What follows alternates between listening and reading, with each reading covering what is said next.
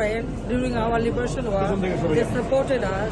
Not only that, after 75, when we কোন অপরাধে আমার বাবার স্মৃতিশোধ ভাঙছে, এবার ভারতে বসে হুঙ্কার দিলেন শেখ হাসিনা। দর্শক, বিস্তারিত জানতে পুরো ভিডিওটি দেখার অনুরোধ রইল। ছাত্র আন্দোলনের তোপের মুখে পড়ে দেশ ত্যাগ করতে বাধ্য হন শেখ হাসিনা।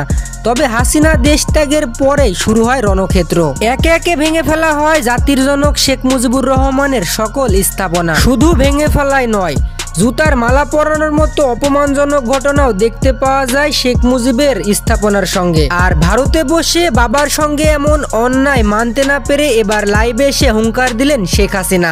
তিনি বলেন, আমি সবাইকে দেখে নেব, যারা আমার বাবাকে অপমান করছে আমি সব প্রতিশোধ নেব। তিনি আরো বলেন, এটি আমার বাবার দেশ, আমার বাবা এ দেশকে স্বাধীন করেছে, আর আমার বাবার সম্মানটুকুও রাখলো না। তো দর্শক, আপনাদের কি মনে হয়, জাতির জনক শেখ মুজিবুর রহমানের স্থাপনার সঙ্গে এমনটা করা কি সত্যি ঠিক হচ্ছে? তা জানিয়ে দিন আমাদের কমেন্ট বক্সে।